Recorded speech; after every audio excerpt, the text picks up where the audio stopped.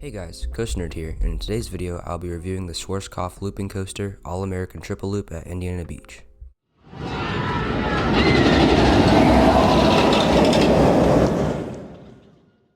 All-American Triple Loop, which from now on I will just refer to as Triple Loop, was originally announced in 2020 with an expected opening date of 2021, but after many delays, the coaster finally opened in 2024. Triple Loop is Indiana Beach's fastest, tallest, and longest coaster with a top speed of 53.4 miles per hour, a height of 108.3 feet, and a length of 3,379.3 feet. The ride also features a booster wheel lift hill and 3 loops, as the ride suggests.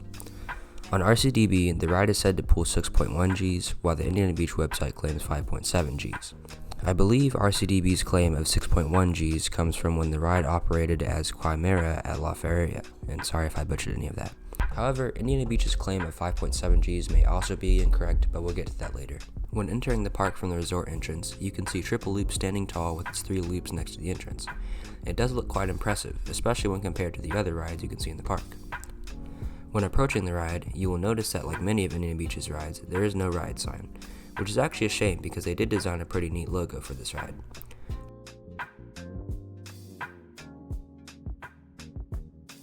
However, I guess it doesn't really need a sign because the queue is just a ramp which leads to a few switchbacks inside the station.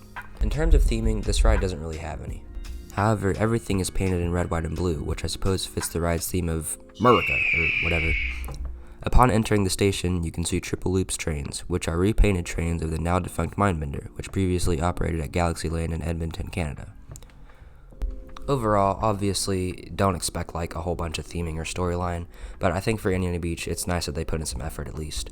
Maybe next year they'll even, put up a poster board with the ride sign on it or something. Now, before I talk about the specific ride elements of Triple Loop, there's one thing that you're definitely going to want to know before you ride. Triple Loop has some of the strangest track profiling of any coaster I've ever seen. Now, with the classic Schwarzkopf train designs that don't have shoulder restraints like Triple Loop's does, these profiled elements will probably feel fine. But due to the fact that these rides' trains have these strange accordion shoulder restraints, the track profiling causes you to bang your neck on the restraints quite a bit, and it'll end up hurting if you don't brace yourself. After riding on each of the 3 cars on this ride's train, I found that it's generally less bumpy the closer you are to the front, so try to get, a front row ride. Right before the ride starts, there's this whole sequence where I guess the booster wheels are starting up, and it makes like the loudest noise on earth.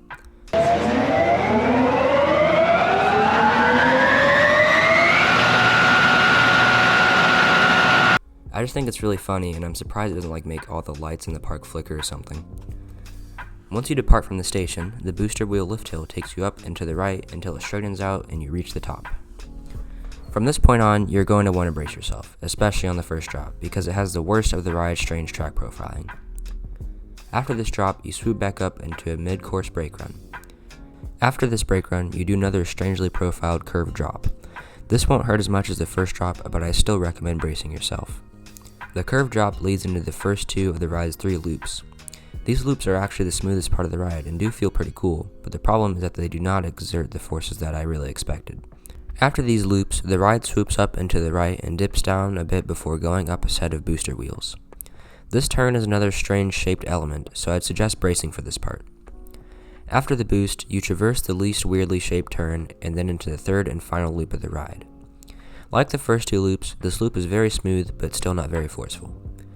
Next comes the kinda spaghetti bowl-like section of the ride.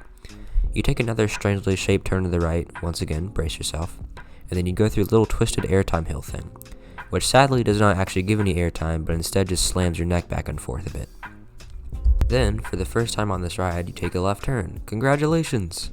Luckily, since the ride is moving pretty slow at this point, the turn isn't too bumpy. This turn leads into a random set of brakes, which don't noticeably slow down the ride, so they might still be turned off. Then you take a short left turn, which turns right back into the upwards right turn. Once again, since the train is going pretty slow, you don't need to worry about bracing too much. You then dip down into the final brake run. Overall, I think the ride experience on Triple Loop is just alright. It's kind of annoying that you have to brace yourself and, be prepared for the ride to actually enjoy it, and even after all of that, the elements aren't really that interesting. While it is fun to go upside down, any coast enthusiast would look at the loops this ride has and think that they would pull some pretty good positive forces. Usually, Schwarzkopf coasters are known to have very forceful loops due to their circular shape, and as mentioned before, Indiana Beach claims that the Triple Loop pulls 5.3 Gs.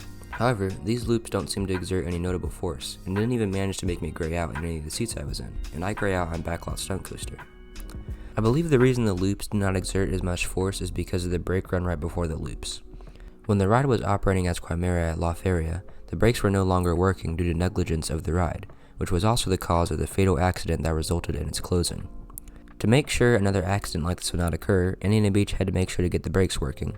However, I think they somehow managed to make the brakes stronger than before, causing it to go through the loops a bit slower and not exert much force. This is likely for the better, as safety should always be the top priority at amusement parks, and making sure that another accident does not happen is much more important than making sure that high G-forces are still pulled.